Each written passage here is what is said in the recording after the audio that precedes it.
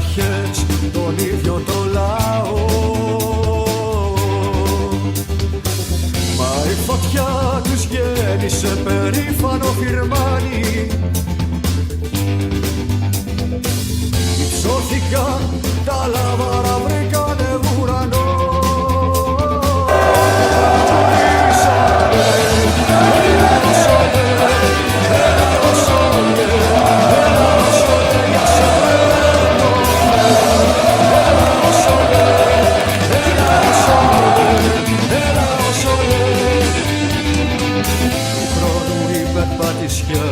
Φούτωσε την ιδέα. Κάθε γενιά την άλλαζε και πιο χρυσή γενιά. Εκτελεί ο Λοέζου 4-4. Κρύο αίμα ο μικρός. Δείτε εδώ τον Βάσουρε. Εκτελεί ο πεναντικός στο πιάνο. Παπιάνο. Παίρνει φόρα ο Καραλάμπους. Ο Χριστοδούλου είναι απέναντί του. Ο Καραλάμπους κουράρει. Η Ομόνοια είναι κυπελούχος. Και γίνεται χαμός. Κοιτάξτε τι γίνεται.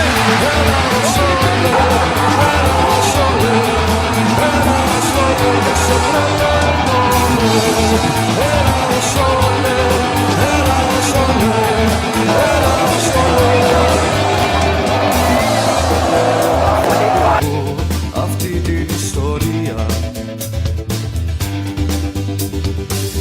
είναι ζήσα σε γήπεδα στην πρώτη σου μάτια. Εκεί με μιας γεννήθηκε παντοτινή λατρεία. Κι άρχισε τότε να χτυπά τριφύλια την καρδιά και τραγουδάω.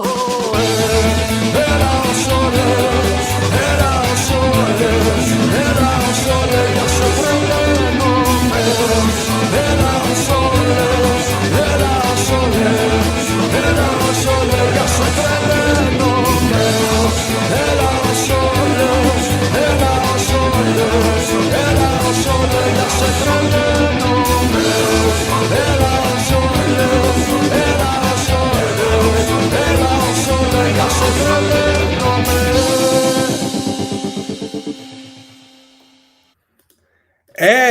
Panaya μου. Hello guys. Wow, what's going on? I want Jesus to say Christ. thank you Jesus for Christ. the What even Shepard's on this one? Blimey, I got all the audio wrong, but fuck it, it doesn't matter. Edo, welcome to an edition of the No Choftes podcast. Fuck Handrobi, I'm Stel, and we got a bloody packed audience and a packed guest room tonight. Mike Pieri, or Broethros, is back. How you doing, Mike? I'm good, my friend. How are you? Yeah, hola gala, file. Hola gala, man. Fucking Drike standing on end already. It's crazy. Absolutely fucking crazy, mate. One returning guest, Rhodri Giggs, Mr. Omonoia.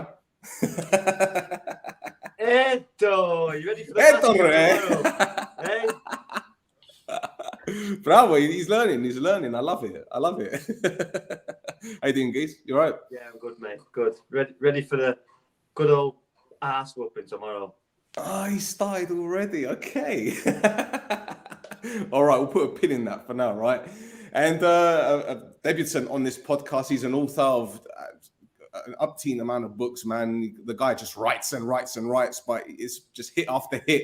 Wayne Barton, welcome to the pod, mate. How you doing? Evening, gents. I'm very good. How are you guys?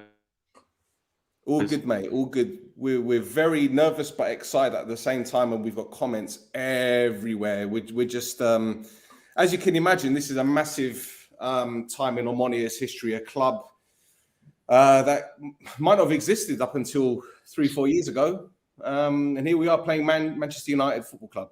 It's absolutely bonkers. But I've seen the people outside the Radisson already in Cyprus queuing up to see the players come in, and a lot of them actually British tourists. More than locals. Making a lot of noise. They're making a lot of noise trying to keep the players awake. Yeah, well, I said it the other day. We just need to set off rockets and outside and set the fire alarms off and everything. We need every chance we can to win this game, man, honestly.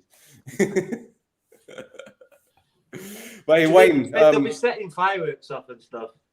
In the stadium, hopefully. No, at the hotels and trying to stuff like that.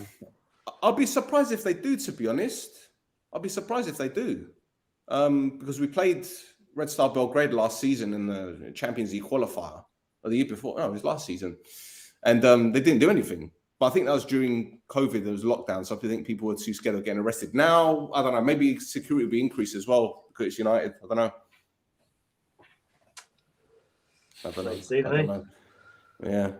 So, Wayne, before we start, do you want to tell our viewers a little bit about yourself, what you do, and the success of your books, my friend? Because Pierre up here has been banging the Wayne Barton drum for a long time.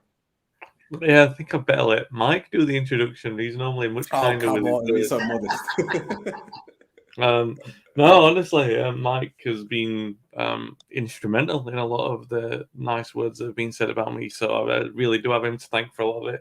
Yeah, I've written 20 books on United, 19 or 20 books now on United, biographies, autobiographies, and various stories about the club.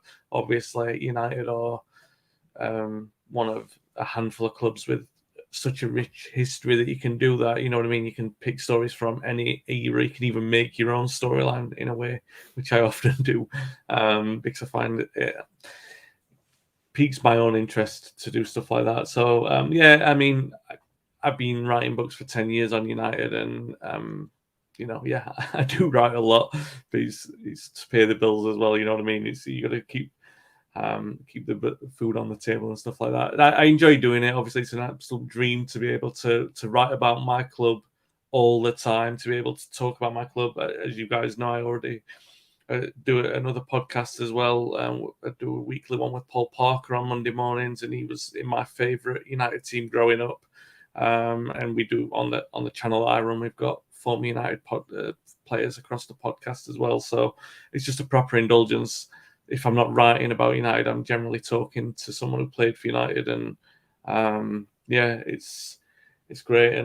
But obviously great to come on and talk to you guys as well about which is obviously a big game for you still. Massive, absolutely massive. And I think, to be honest, I can't really speak on behalf of most Omonoia fans because they live out in Cyprus and they've experienced a hell of a lot. Being in the UK, we don't really have the okay, now we do, like with YouTube and obviously with certain Fire Sticks you can watch Cypriot football, but we didn't really have that much access to Cypriot football. And for the guys out in Cyprus, knowing the history of this club, feeling the years of torment in the sense that our rivals won title after title after title, and it was just like them reaching the quarterfinals of the Champions League, beating Lyon on the way, and having some great European nights. Now it's finally our turn. And while the likelihood is we're not going to win this game, but I know they're going to give it a go given who we've got in charge anyway. So it's going to be a very, very interesting night for us. But, I was watching Ten Hag's press conference today, and a lot of the journalists were questioning him about Casemiro and about Ronaldo and about the Man City performance. And while I don't expect them to be talking about Omonoia at all, do you guys, obviously Rod knows a little bit about our club because he takes a piss out of me every week, especially whenever we lose. But Wayne, do you know much about the club in terms of players and staff and anything really? My education about the club comes from you guys, I'll be honest. Because the last couple of years, well, we've known each other a long time, Selen, obviously Mike as well. And, I remember I think the first thing that came to mind was when Henning Berg got the job, you know what I mean? No disrespect, because like you guys follow different clubs, and they've got loads of friends who follow different clubs, but then when you've got a common interest, it's like, oh, that's interesting. I'll check it out. So I was following a little bit with Henning Berg, and I know that you had some good times and some controversial times as well. And then obviously, I don't think you were very happy that Henning Berg went. I think you were a bit sad about that, right? If my memory serves me right. Yeah, I mean, I was quite disappointed with the way it happened because people forget. Well, it's Cyprus. I mean, our rivals sacked their manager yesterday, and he's only been in the job 14 months. I think he's like their 17th manager in 18 years or something like that, something ridiculous. But sacking Berg came as a shock to me, not because the run of results were bad, because it was mathematically impossible for us to finish in the top 6. But yet we were still in with a shout of winning the cup. So when Berg got the sack, it surprised me because I thought this is a guy that we were going to trust long term. But at the same time, it didn't surprise me because the performances were stale. They were very predictable. And it appeared that he lost some of the dressing room, or so it seemed anyway. He left, Lennon came in, and it's almost as if the whole attitude changed with the players. The first couple of performances weren't great, but afterwards he built on that. So to see Henningberg leave was sad, given what he achieved at the club. He won our first title in 10 years. Got us into the European group stages for the first time in our history. And now he's head coach of Buffer, who are top of the table. They're second in the table. So he hasn't lost anything. He hasn't lost a touch. So, yeah. Well, yeah, that's how I got my education from you guys, really. And then, obviously, Neil Lennon gets the job. And I'm like, oh, God, that's interesting that they've sort of kept a high-profile manager in. And then as soon as the group draw was made, I'm like immediately messaging both of you guys. I'm like, oh my God, how on earth has that happened? But it is crazy. I mean, look, United are not the name. No, let me rephrase that. They're not the team that they were. They're still the name that they were. They're still going to be that. And it's going to be a massive game for Omonoia. I'm going to guess probably the biggest 2 games in the history coming up in terms of the European landscape, not in terms of the domestic landscape or anything like that, because obviously you've got your own league and cup finals. But in terms of where they are in Europe, I'm pretty sure it's going to be up there. I know they've had some big European games before. I've seen the list, and they've got a couple of. Is it Adam Matthews, the fullback? He's a name that's right. Yeah, familiar with. But yeah, I will admit to be not ignorant, because I know that we've had many European slip-ups before. I mean, we lost to a team called Rhodri Volgograd. Well, we didn't lose; we drew both games there, but we were eliminated by Rhodri Volgograd, a team that was that when Schmeichel scored from the corner. Yeah, and they no longer exist. So we've been eliminated by lesser-known teams before. I don't think anybody will be taking it for granted. And look, I'm at that stage in maybe because I'm a little bit older, and a lot of people would jump on the sort of anti-United bandwagon and immediately start slamming as if we lose. And look, don't get me wrong, I'd be heavily dubious if we did lose. I'd be concerned about the way that we played and everything like that. But if we do lose, and if you guys get a win or a good result and put in a good performance, then I'll be the first person to be able to blow up congratulating you guys as well. Do you know what I mean? So it's one of those, you got to be, it's a massive occasion for you guys, and you've got to appreciate that as well. It's not, it's great to see how buzzing you both are about it. Do you know what I mean? So yeah. Rod, how do you think United are going to set up tomorrow? We know that Varane's out. We know that Maguire is out. I don't know whether that's a good thing or a bad thing, to be honest, at this moment in time. People talk about possibly Elanga starting on the right-hand side. Bruno Fernandes more than likely to start, and Ronaldo probably up top.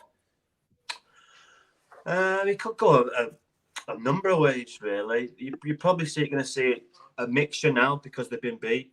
He didn't want to change it because they were doing well, they were winning games, but now they've been beat comfortably.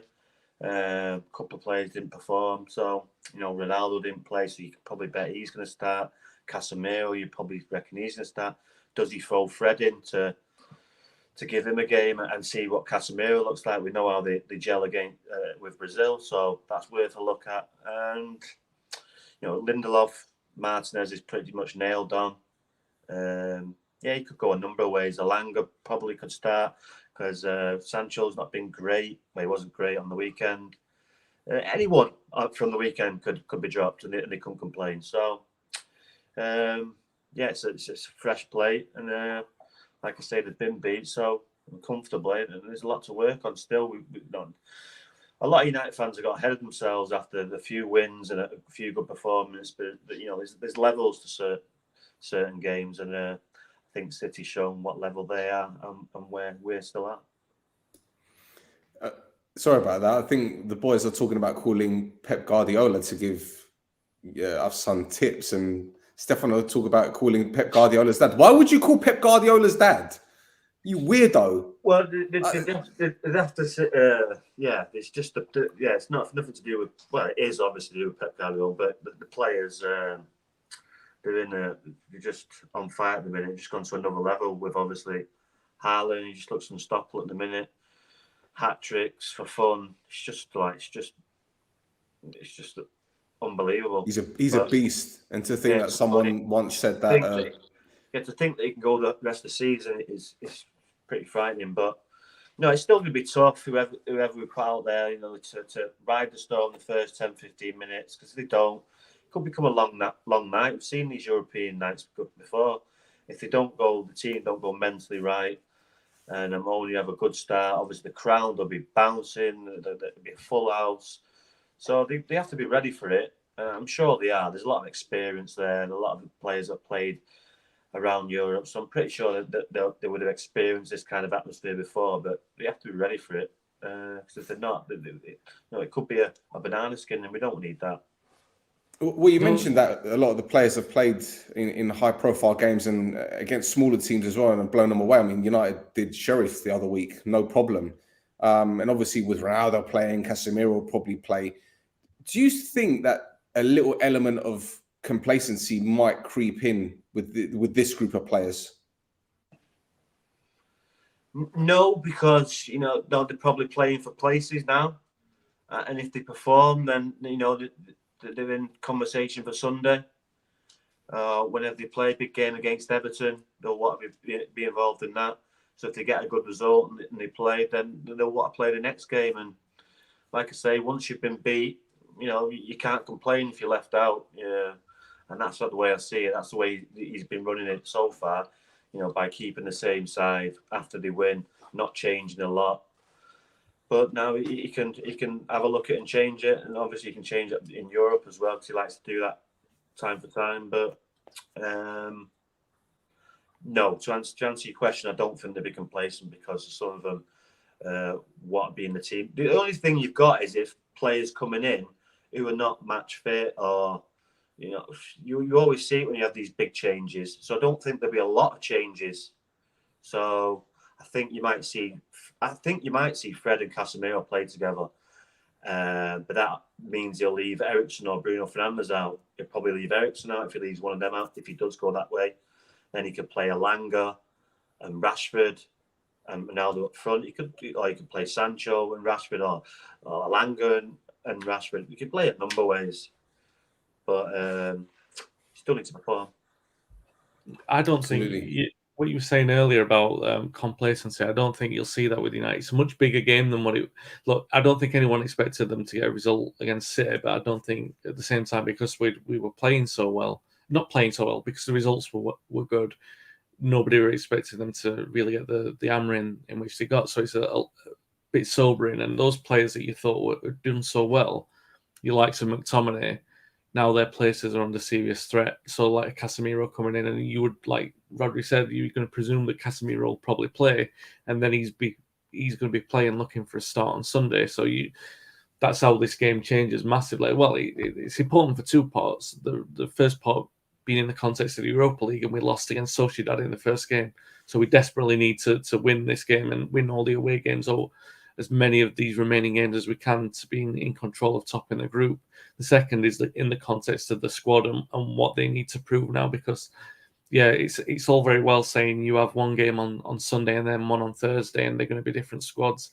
United aren't like that at the moment. There are a lot of players fighting for survival, even more so after the weekend. So I think Rodri's dead on in terms of you're going to see changes, but I think those changes will be more functional in terms of how United look to operate in the short term, rather than resting players, if you know what I mean. I don't think they'll be taking this for granted whatsoever. I think you've seen over the years, all the United teams have had healthy competition, and that's why they've been so strong. Because if you didn't perform, they've got someone on the bench who'll come on and do your job for you, and that's what United seem to be getting now.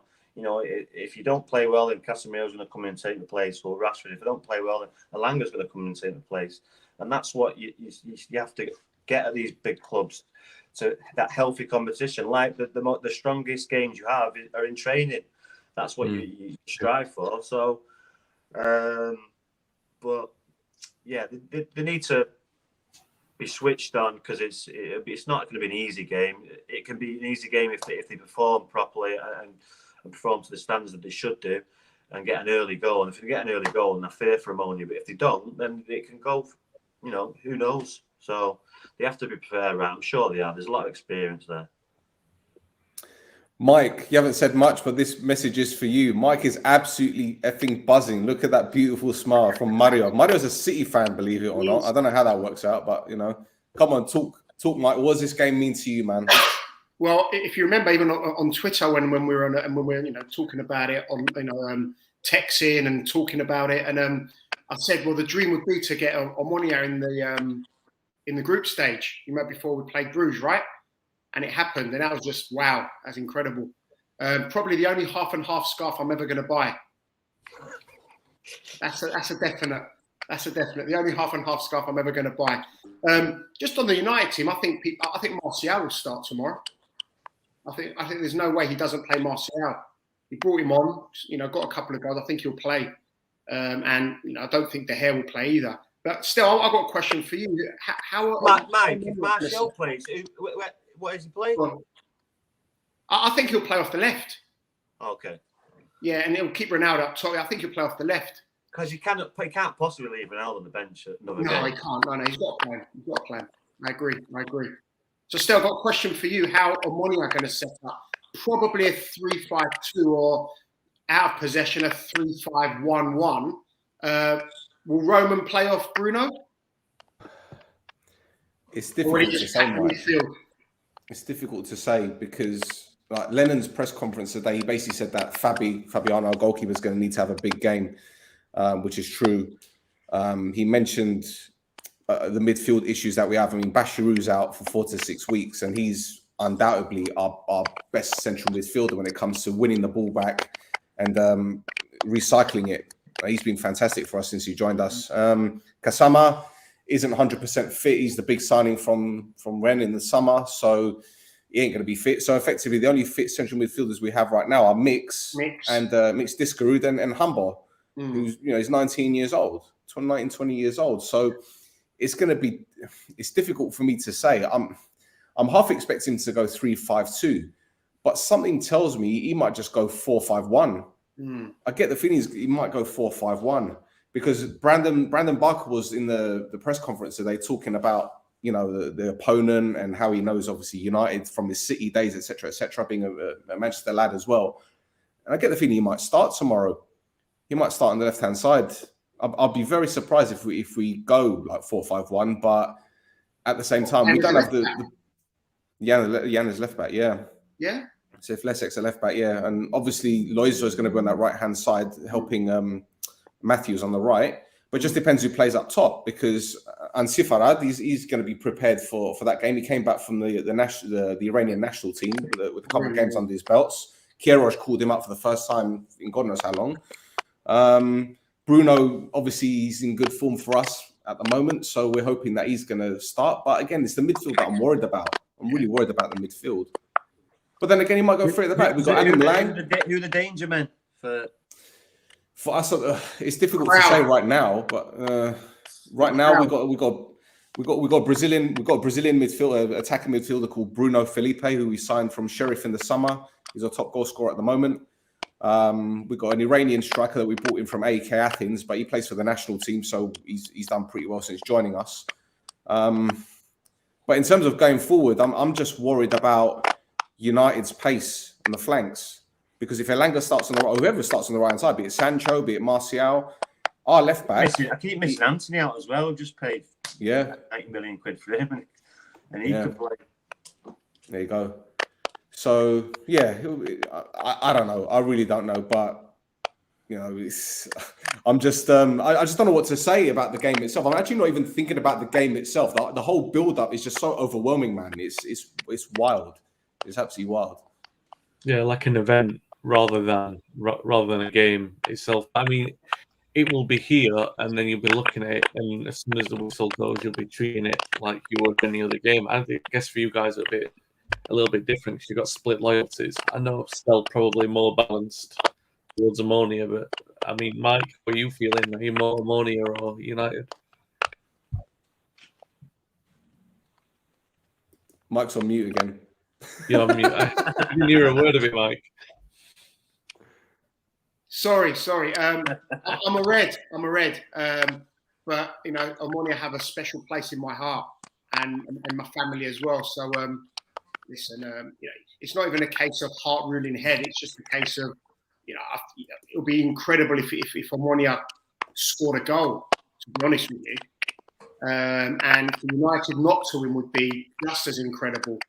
So is it split loyalties? It's not about I really want this team to win over that team, or it's just an incredible occasion, and it's just going to be fantastic to watch. But I want United to win.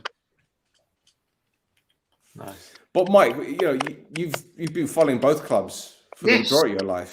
I have. So when you saw the draw, and obviously your dad is a big football fan. Yes. What did he say when he saw it?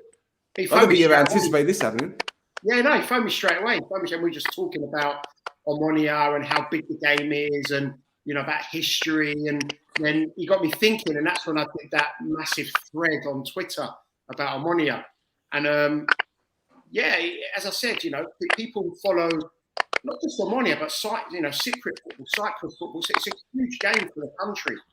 For Manchester United to pop into town to play at the RCB in front of 24,000 or 25,000, and then to go and play at Old Trafford. I mean, I know that Omonoia played 2008 at the Etihad. In fact, I went to that game. This is on a different level. This is a huge game for the club, and the fans are rightly excited. They should be. It's amazing. Ronaldo's going to play in Cyprus. That's how. That's Was he playing for Real Madrid when they played at Apoel many years ago? Can't remember. Maybe the people in the chat can tell me, because I seem to remember when Apoel beat Lyon, they played Real Madrid in the next round in the quarters, and they got absolutely smashed. But I don't know if Ronaldo started that game or played that game. But I don't know. But anyway. It's massive. It's a huge game, and lots and lots of excitement. Press, media, everything. It's and it's great. It's great for Cyprus football. Great for Cyprus football. There you go.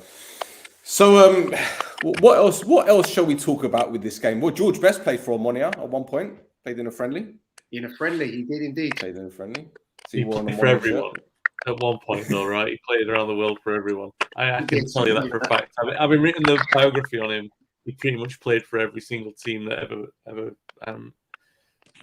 considered itself a football club. But I mean, there's got to be other links, right? Is there another United player who's played for Omonoia? I mean, the Henningberg one, he still blows my mind that he was there so recently, and that you could have that. What I can ask you a question then. So what's everyone's talking about United's DNA, their style of play, how it's sort of being reinvented under Tenor.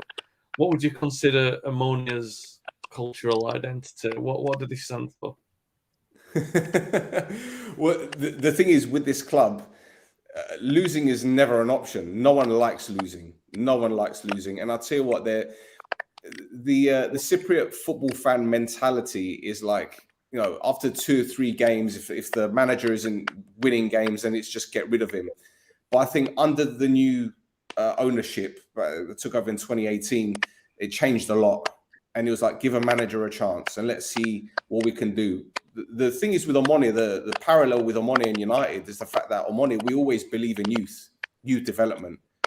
And more so over the past 4 or 5 seasons, where we've seen an influx of youngsters breaking through into the first team, from Marino Johnny, who's now playing in MLS for Sporting Kansas, to Gaguli, that's in the Cypriot national team. We've got a whole heap of youngsters breaking through.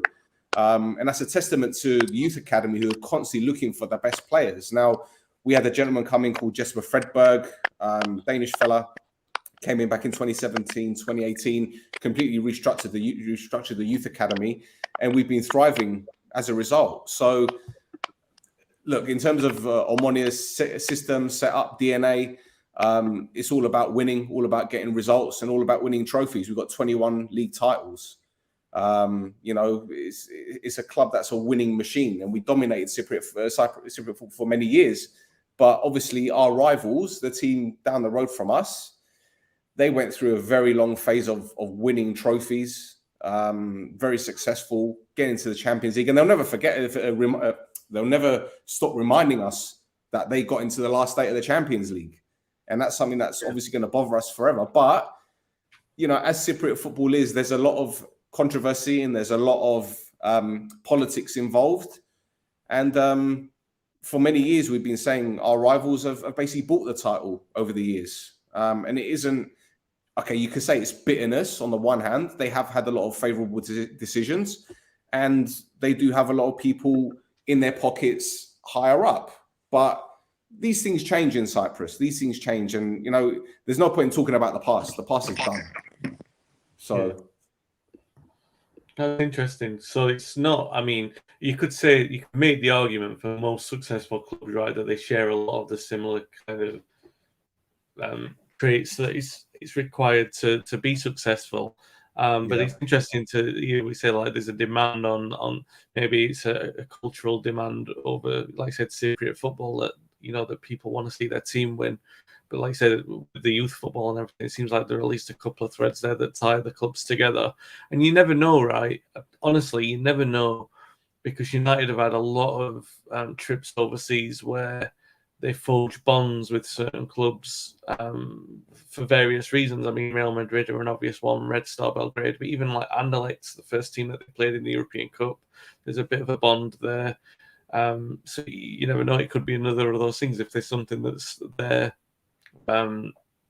Between if Omonoia play the right way and United, if they put on an entertaining show and there's a respect there, then there could be, I don't know what form a long and fruitful friendship plays in modern football, but it could be the start of like a nice relationship between the clubs. If they've got shared traits, then. Well, the thing is, Wayne, United are one of the most despised teams in England, obviously because of the success. But with Omonoia, it runs deeper than that, and it's more like a political thing than anything. Yeah. The way that the club was formed, the left-wing beliefs on an island where the government's predominantly right-wing, and I'm sure Mike can elaborate on that even more because he knows Cypriot history inside and out. He could probably articulate it better than I can as well. But, Omonoia have always been classed as lefties, and it's well, don't forget Omonoia. The word Omonoia means harmony, unity. Yeah. And that's how the club was formed. The fact that they embraced anyone who wanted to play football when certain other clubs didn't want certain players or people simply because of their political beliefs. Whereas Omonoia was formed in 1948 on the back of this idea of harmony and unity. And ever since, that's why it is the people's club, in that way.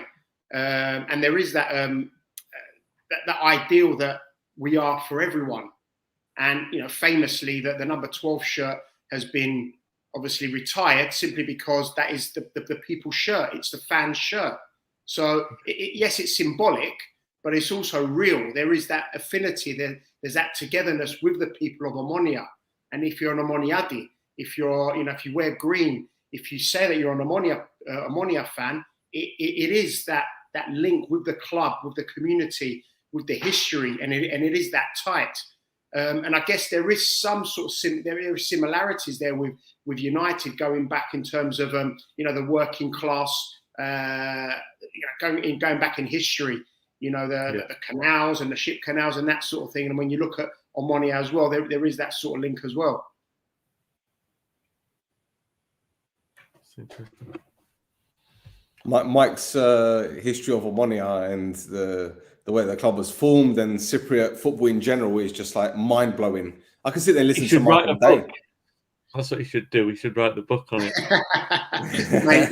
Maybe. Well, listen. Tomorrow, I'm actually not going to be able to watch probably the second half because I've got football training with my Omonoia team, my under-18s. So unfortunately, I'm going to watch the first half. Then go and train my Omonoia boys. And it is my last season coaching. So who knows what I'm going to do with my time? I don't know.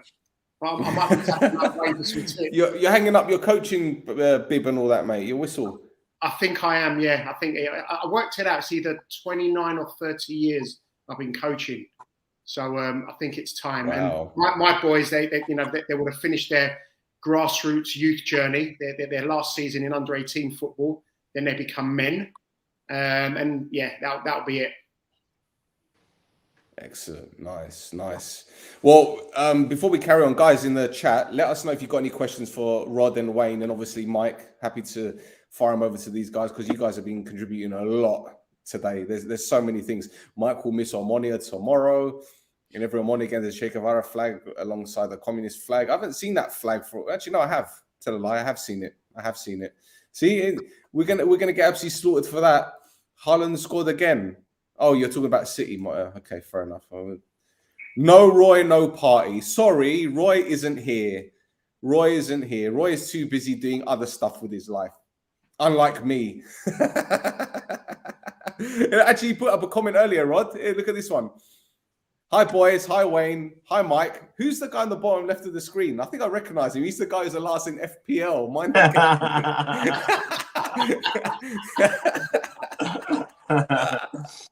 Don't remember that. I won't forget you, Roy, tomorrow. I won't forget you. Don't worry. I'll tell you, it's a good. Well, I know it's not a good job. It's a bad job for Rhodri that I'm not in the fantasy football league because I have like a strict policy.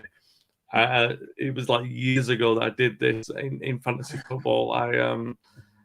My only policy was don't pick Liverpool or City players, and then obviously where I ended up in every single table. Like obviously last, and I stuck to it. Like I'm not going to do it. Like and everyone like now is like obviously everyone's going to have Haaland in, aren't they? And I just couldn't bring myself to do it because a lot of people it gets political. On socials, it's always like, oh, if Salah scores at the weekend, and I could never.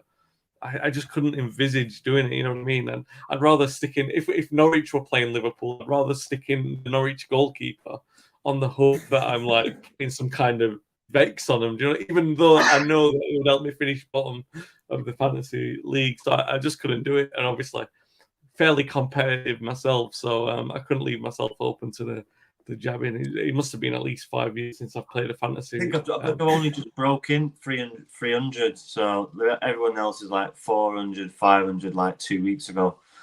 Right. And I made the schoolboy error of taking my captaincy off Haaland on the weekend. It's like, yeah, but you weren't the only one. There was a few other people that I know that did it. I don't even know why I did that. I don't even know why I did it. I need to stop changing it late at night.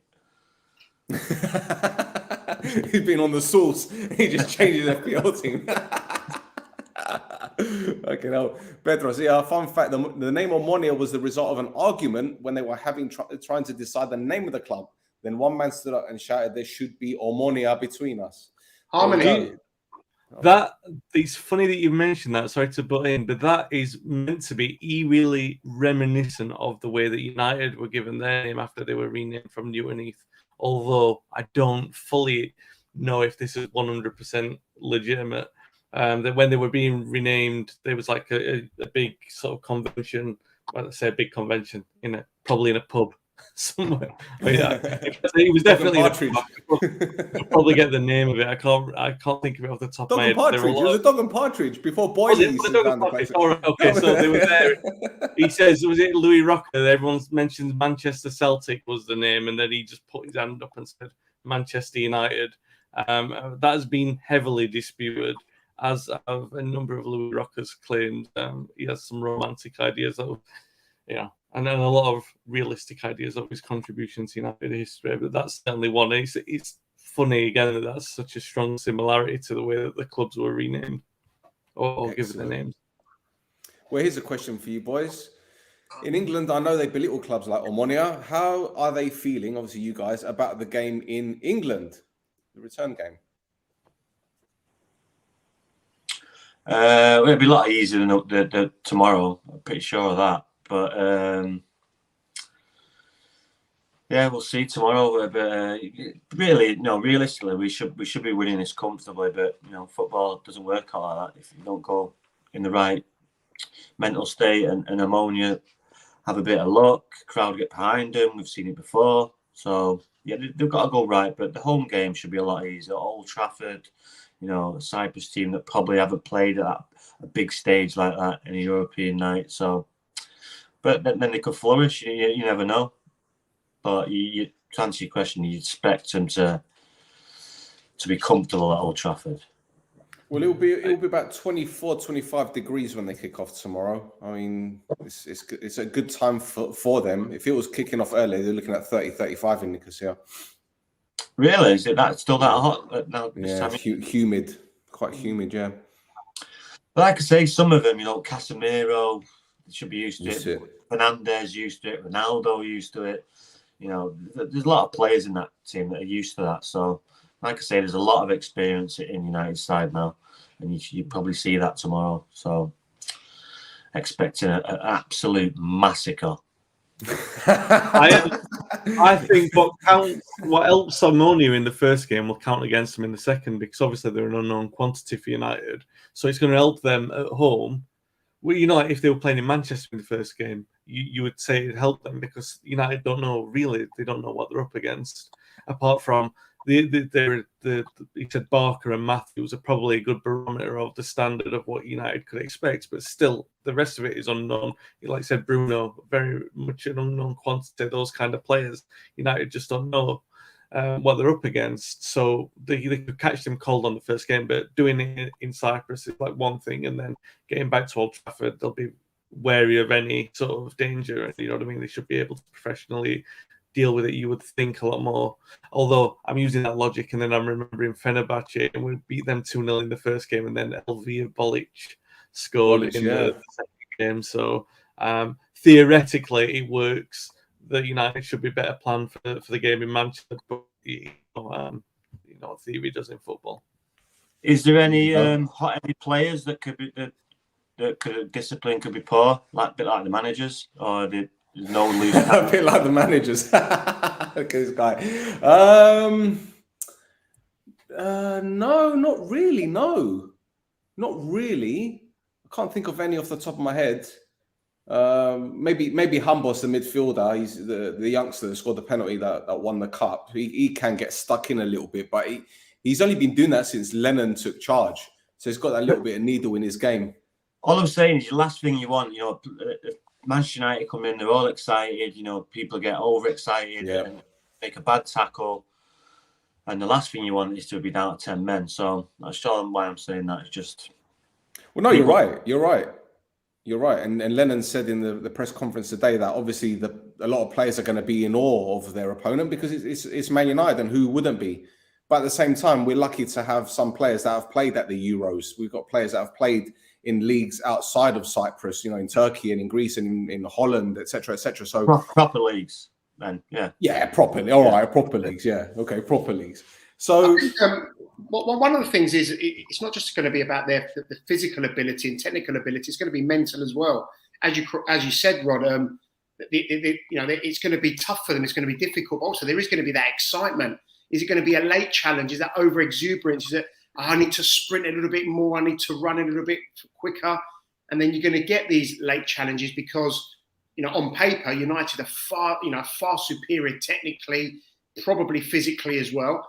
And, as you said, one wrong step, what you don't want is get a yellow card here, yellow card there, and then it's difficult for the rest of the game. And that's what I would fear, just the mentality going into the game and as the game starts, because obviously it's a big game. You're going to be told, look, make sure your first tackle's clean, your first pass is good, your first catch is clean.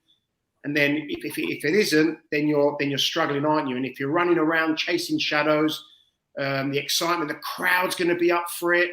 You just got to be careful, just got to be aware. And it's as much mental as it is going to be physical and technical tomorrow for them. do you think having Lennon there will make a massive difference there, Wayne, then? A manager that knows how to beat big teams, so to speak. I'm trying to remember, was Lennon... I think he was there when they beat us 1-0. Yeah, with the free kick, Celtic back. And Celtic are, they're one step and Omonoia is another step down. But, it's a really good comparison to make, Rhodri, that he's used to dealing with the United team who this United team aren't as good as that one either.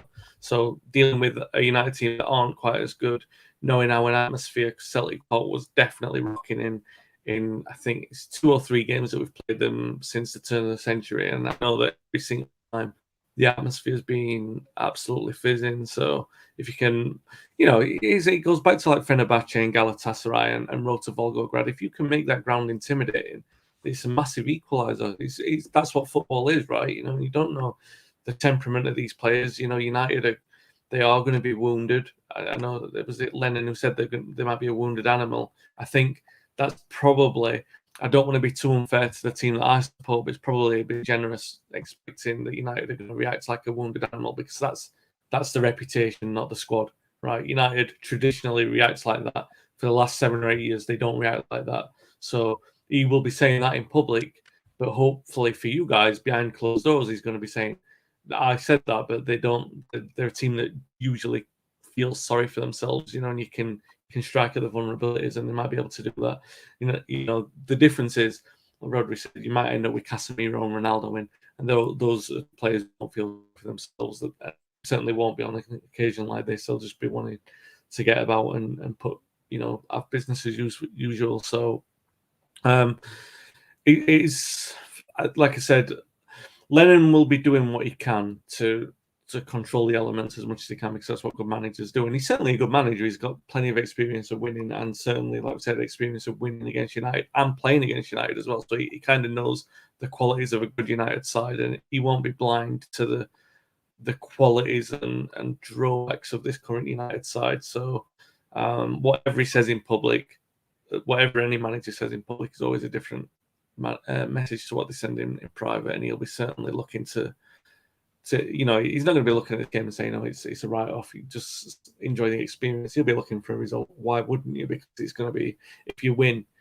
I know I said it is the biggest game in Omonoia history, but if you win, it probably will be one. If they'll be looking back and say they beat Manchester 100%. United, so, and they can do that.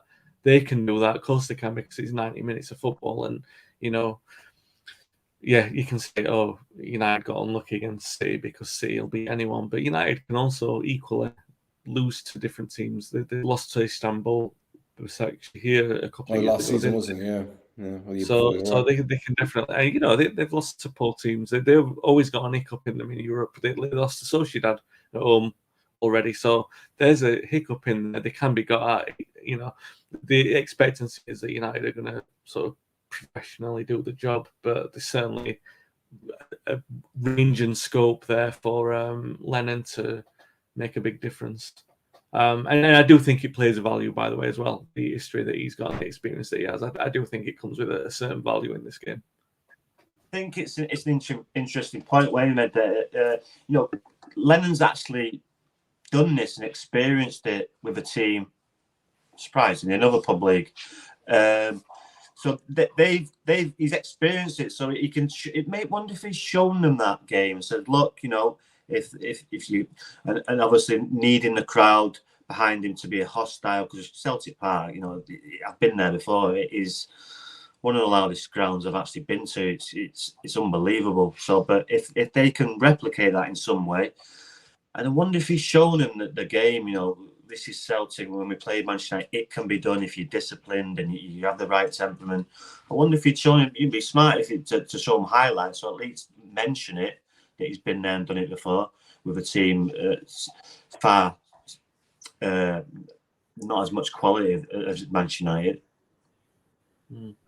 Well, here's a question for you two. Sorry, Michael. Bedra asked, do you think that if by chance United go a goal down, they could be mentally shaken, taking into the weekend's result of the weekend? No, the weekend's result of the weekend. I don't, because like I say, like I touched on, Wayne touched on, there's a lot of experience there. Casemiro, Ronaldo, these players are experienced. They've been... No, I don't. To answer your question, no, I don't. Yeah, it really depends. Sorry, Wayne, that sometimes kicks them into gear when they go behind, especially against the teams that are not a Manchester City or a Liverpool. Yeah, it does depend on the players who are available as well. I mean, Maguire's not going to be playing. You did see last season that they definitely had that kind of effect that if a team scored against them, immediately heads would drop and they'd feel sorry for themselves. But I do think there's been such a big turnover of players, and those players who come in have got a lot of experience.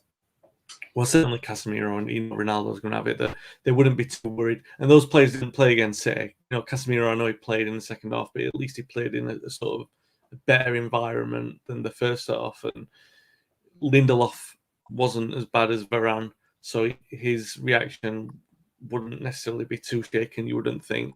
Martinez, you'd think, is quite resolute, considering what he came back against Brentford, and then putting a couple of great performances. Well, a string of great performances. Martinez probably been the best player since Brentford, and he was the most heavily criticised in that game. So, I mean, look, we're looking at this from your guys' point of view. This is a massively historic game. From United's point of view, it's looking at it and looking for indicators of progress and resilience and reaction. So the question, do you think that they could be mentally shaken? I'm not as confident as Rhodri in saying they won't be, but this is the indication. This is the test, right? This is what you're seeing. We don't know, and you're going to see, are they taking that step forward? You would think, rationally speaking, that they will. They wouldn't probably even go all down. They'd have control of the game from the start. But yeah, it's a learning curve for everyone, and supporters are involved. Ten Hag's included in that as well. Everyone's learning all the time about this squad of players, and it'll be interesting for sure. More interesting that if this was a Alex Ferguson team playing in Cyprus, you'd be like, all right, you kind of know what to expect. You don't know what to expect at the moment. So yeah, that's a plus and a minus for Lennon going into the game. The thing is, if the Sociedad game for us is anything to go by, I mean, we didn't play particularly well going forward, but defensively we were very good. And I know Sociedad were probably in second gear, but we almost came away with a point in that one. I think it's just the defensive naivety that cost us. But I think against United, if we get one or two opportunities to cross the halfway line and hit United on the counter, we've got the pace to do it. And that's the one thing I will say. We've got the pace to really hurt United. And especially if Luke Shaw plays at left back, we've got this young kid called Loizo who's very, very talented, very skillful, little player. And I think he can cause problems. But will he start still? Will he start? Yeah, I think he will. We started against Sociedad. Yeah, I'd like to think he'd start because I think he could trouble someone like Luke Shaw. 100%. And if Gaguli starts as well, the pace that he's got, I mean, his mum was a sprinter and he's just as quick as she was. So, the only thing I will say is that in a game like this, and we saw it when Apollon, the other Cypriot team, they played against Olympiacos in the Champions League in the qualifier. And a lot of the Cypriot players, especially the youngsters, they were trying too much because they wanted to be front and center. Do you know what I'm saying? And this is one of my concerns, that a lot of players, albeit not deliberately or not intentionally, but subconsciously, they're trying to do too much because it's against United instead of doing the simple things. Well, that's the mental thing, isn't it? That's being able to, you play the opponent, not the occasion, and that's really important, especially if you're a young player who aspires to something greater, which we know Loizo does. Well, look, he's a talented player. We know that there's a few teams in Europe looking at him. Benfica were apparently one of the teams looking at him last summer. But we've got other players as well that can cause problems. And again, if we defend well, like we did against Sociedad, we might get a draw. And the thing is, to be fair, United, no disrespect, at set pieces are not really particularly good at defending them. I think with the height that we've got defensively with Militic, our own Nemanja, our own centre-back called Nemanja, who played for Partizan Belgrade, he's pretty decent in the air, scored a couple of goals. Adam Lang, Hungarian international, he's good in the air. He's had Harry Kane in his pocket in a few internationals, and that's not even a joke. So, look, we can cause an upset, but it's slim to none. Let's get it right. But it's football, so anything can really happen. There's a cliche that you're never going to hear me say. Here's a question, Stel, for you and anyone who's listening and watching.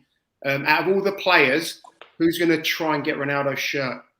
Or have they had a Tavli tournament to be whoever's going to go and ask him? Tavli, you reckon? I don't know.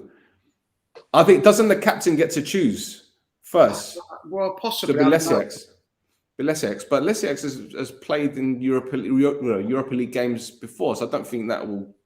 I don't know. Maybe they might just get it and sell it to charity. I bet you they sell it for charity. I bet you someone gets the shirt off Ronaldo and they put it out for auction for charity. I'm telling you, this is what our club does. This is how we shut our club. I'm telling you. And there was a big feature, wasn't there? One of the, I think it was either the Independent or the Times. I can't remember.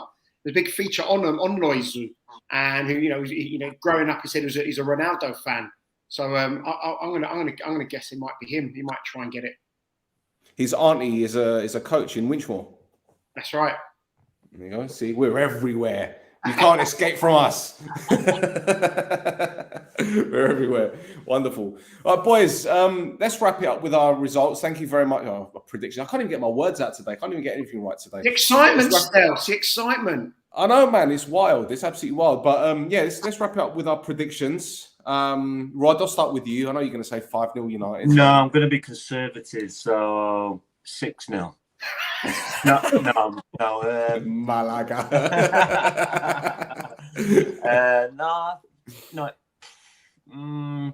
2-3-1.